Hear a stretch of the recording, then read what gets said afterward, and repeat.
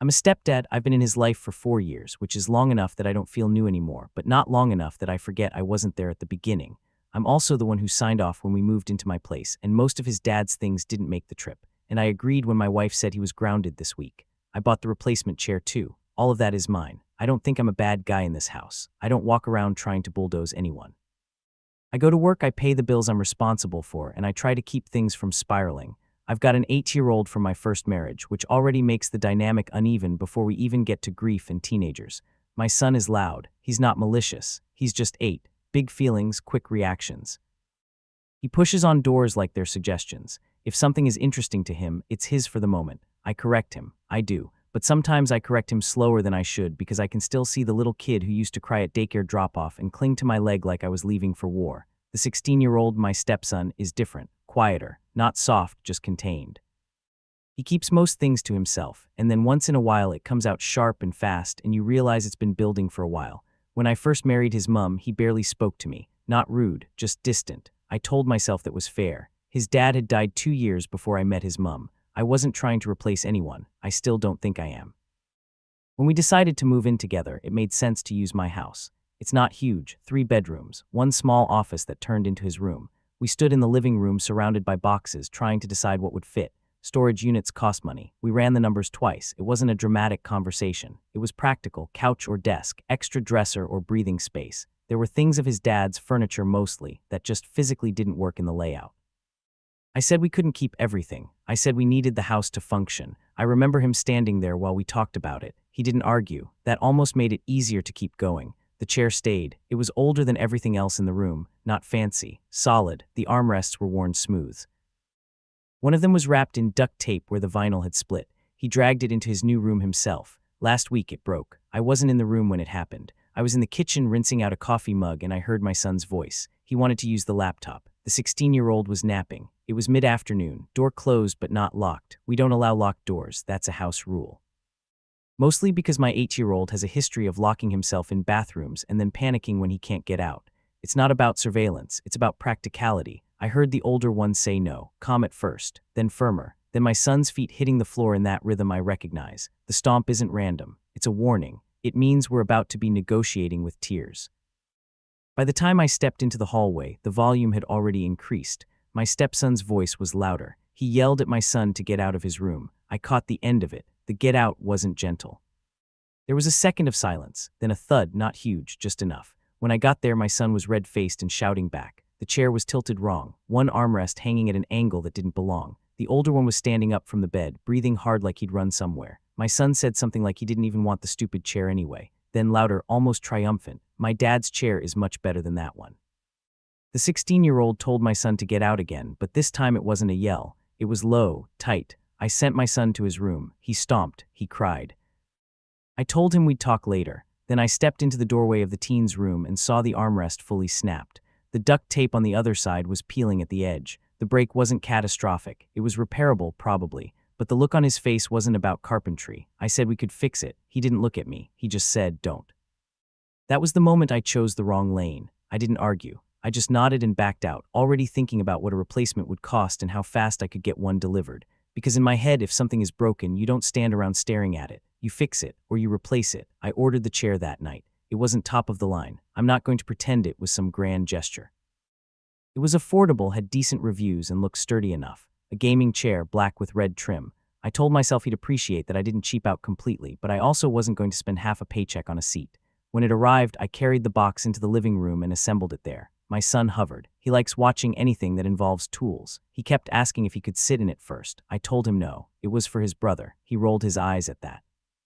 He said, why does his stepbrother get everything? And started yelling that he also wanted one. I snapped at him to knock it off. He flinched. That's on me. I don't usually raise my voice with him unless we're already deep into a meltdown.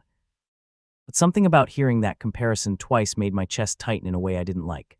The 16-year-old didn't come out when I told him the chair was ready. It sat there in the living room for hours, then a day. He walked past it to get to the kitchen and didn't even glance at it. I told him it was meant for his room. He said he didn't want it. I tried to keep my tone even. I said it wasn't a bribe. I said I just wanted him to have something decent.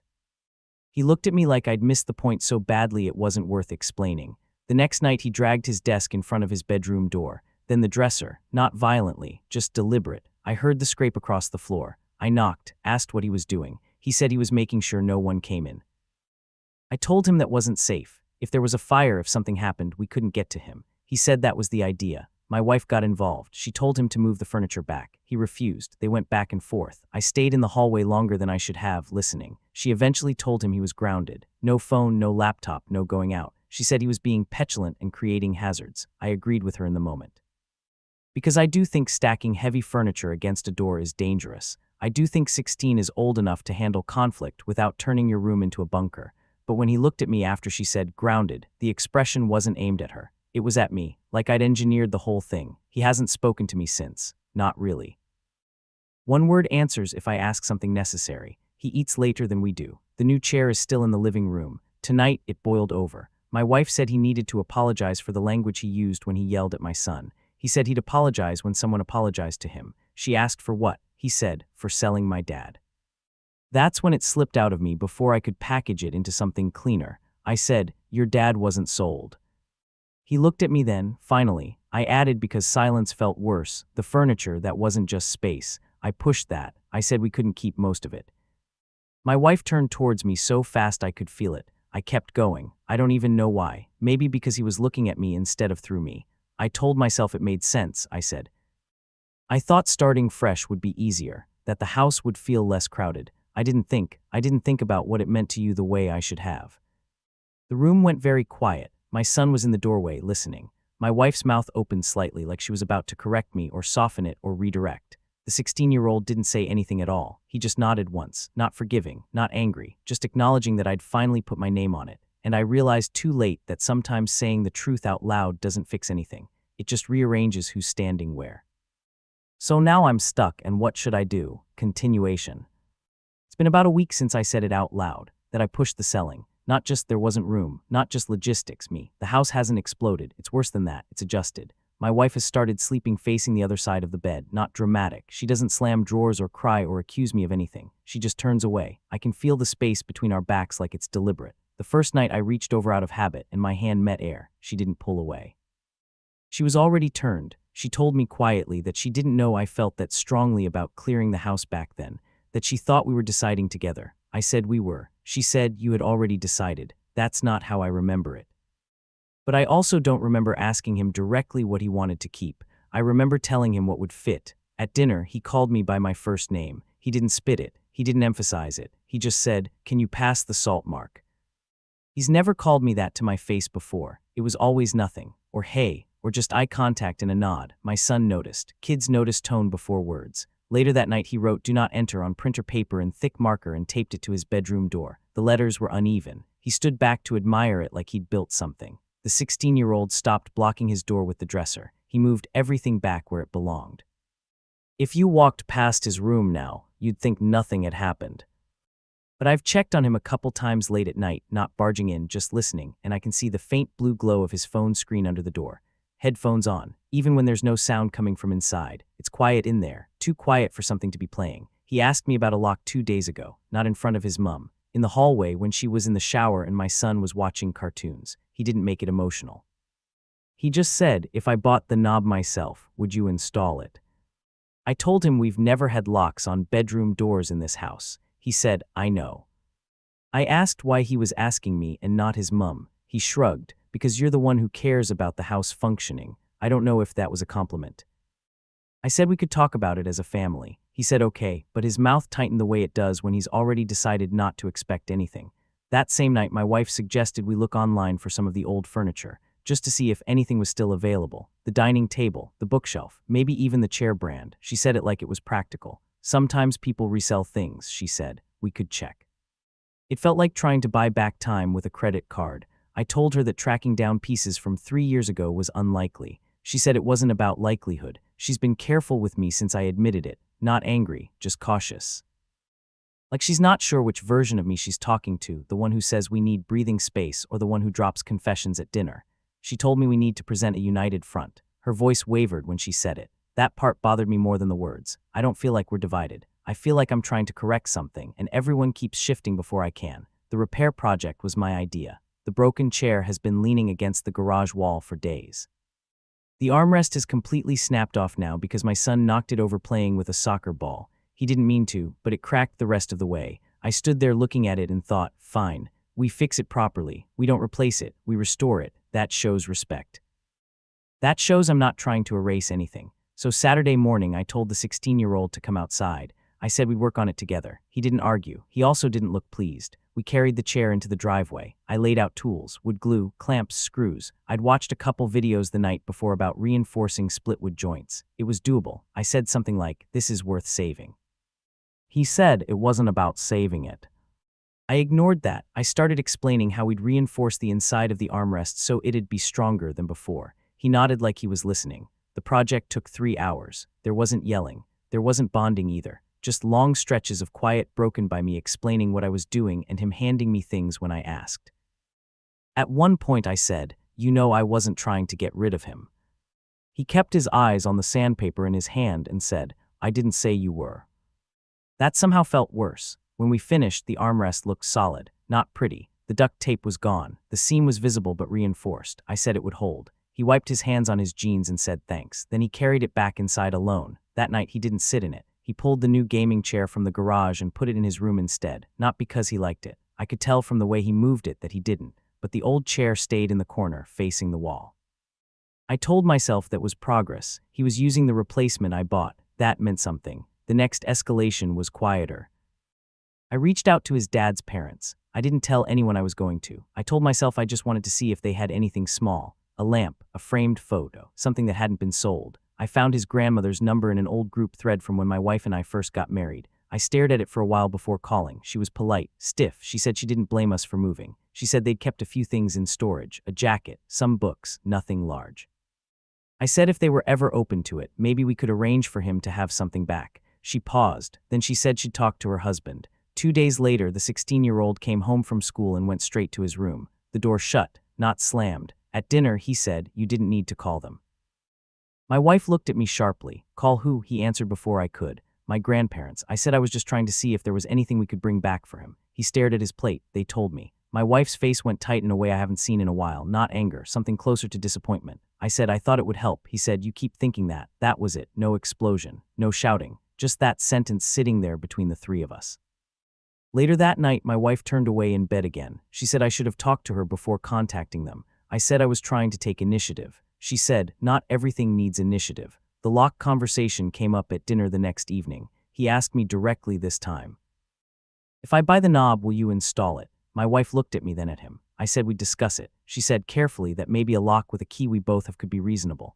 I felt something defensive rise in me. I said we don't want to start dividing the house into territories. He said it already is. My son, who had been quietly eating, looked confused. Then he said, can I get a lock too? No one answered him. I don't think I'm escalating. I think I'm trying different approaches. But every time I act, it lands like I'm making a statement I didn't intend. Last night, I told him something I shouldn't have. We were alone in the kitchen. He was getting water. I said, I can't compete with someone who isn't here. I didn't mean it the way it sounded. I meant I can't replace his dad.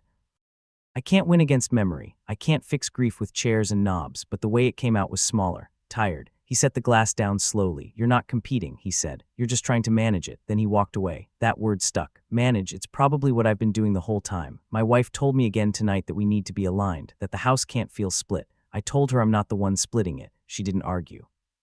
She just said you keep moving pieces without telling anyone. I don't know how to stop moving pieces. Standing still feels like neglect. The old chair is back in his room now, but it's against the wall. The gaming chair is at his desk. The do not enter sign is still taped to my son's door. When I walk past the 16-year-old's room at night, I still see that faint blue light under the door. Headphones on. Silence. I haven't installed the lock. Not yet, but I've started measuring the doorframe. Continuation. He moved out 2 days ago. I keep saying it like that makes it temporary, like he's at a friend's house. Like this is a cooling off period. But his closet is half empty and the gaming chair is gone and the old repaired one is gone too. There's an outline on the carpet where the desk used to sit before I moved it. I was the one who installed the lock. I did it the same afternoon he asked again. I told myself I was showing flexibility, compromise. I even explained it calmly, new knob, key lock. We keep a spare in the kitchen drawer for emergencies. I added that it couldn't be locked when we weren't home. That felt reasonable to me. He just nodded. My wife stood in the hallway watching. She didn't argue. That bothered me more than if she had.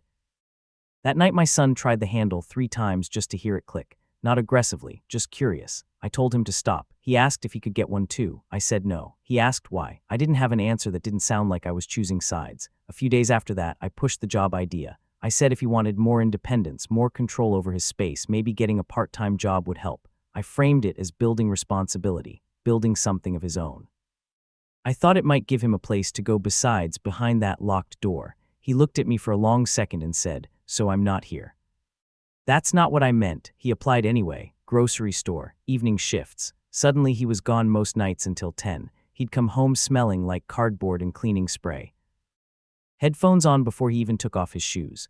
I told myself it was good, structure, experience. I ignored that he was home less and less. With my 8-year-old, I started tightening things up. I didn't mean to overcorrect, but I could feel the imbalance accusation hanging in the air. So I cracked down. No more wandering into anyone's room. No stomping. No grabbing without asking. I enforced it every time. He started crying faster.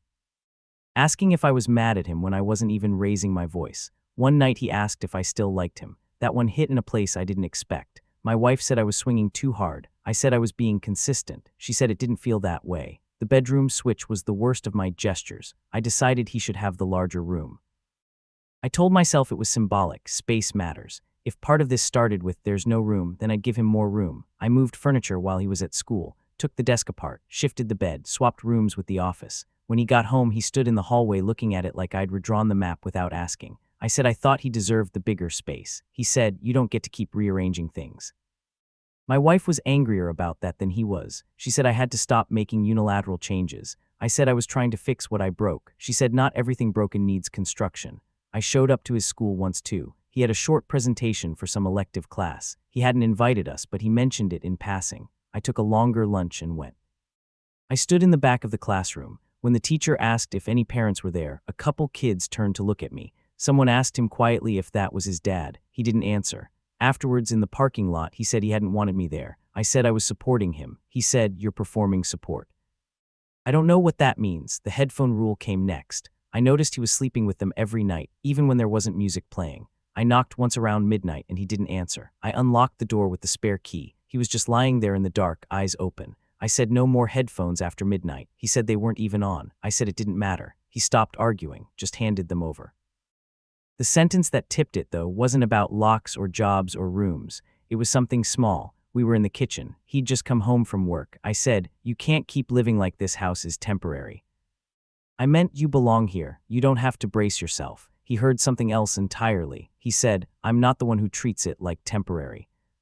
Then he walked upstairs. 2 days later, he told us he'd been talking to his grandparents, not accusing, just stating. He said he wanted to live with them for a while, finish out the school year there. They had space. They had room. My wife's face crumpled. She asked if this was about us. He said it was just about us. That word again. I expected her to push back, to say no, to say we'd work through it here. Instead, she nodded slowly. She said if that's what he needed, they could make it happen. I said we shouldn't make decisions in the heat of things. He said it wasn't heat, it was clarity. The grandparents came with a truck 2 days later. They packed his clothes. His desk chair, the gaming one, went in first. The repaired chair went too. He didn't look at me when he carried it past. My son stood on the lawn watching like we were loading up for a vacation. He asked when his brother was coming back.